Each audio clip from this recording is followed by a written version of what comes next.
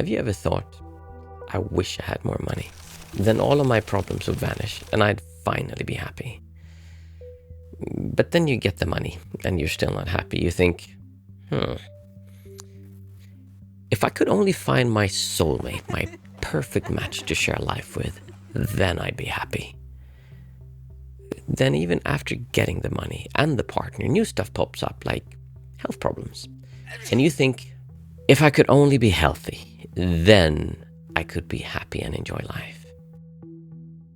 Maybe you recognize yourself in one, or like me, all of these examples. The reason is that we often find ourselves striving for more, for something different, be it more money, a different partner, or the youthful body that we once had.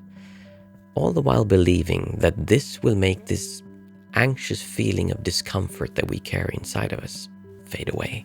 This discomfort comes from our belief that our happiness is directly tied to what happens in our lives. But have you met someone who seems genuinely happy regardless of what's happening around them?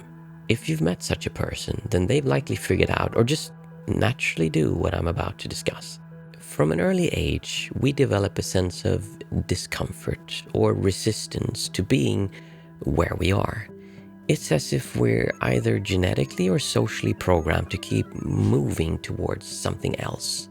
This feeling I call distortion or resistance to what is. Imagine this. Your reality as it is in your right hand and your desired reality in your left.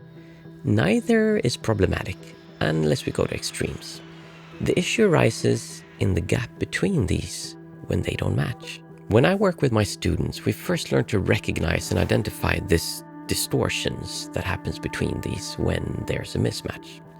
Here's an easy way to do this. Next time you're about to finish your shower, place your hand on the temperature knob. Prepare to turn it to ice cold, but don't do it. Just notice what happens inside of you as you consider doing this. Then we explore your distortion towards things that bother you. If it's about money, we examine the resistance you feel inside when you receive a bill that you can't pay. Observing this distortion from different angles, it becomes clear that no matter how much we wish it to be different, the bill remains and will need to be paid. But changing our beliefs about this doesn't change that reality. So why is it that there's this distortion if it only makes us feel bad, and how can I let go of it? Once you've clearly seen this and can feel good despite your reality not being what you want to be, we integrate this into our daily life. The next time you feel bad about money, ask yourself, why am I feeling bad about money right now? Trace your thoughts back in time to find what triggered the negative feeling.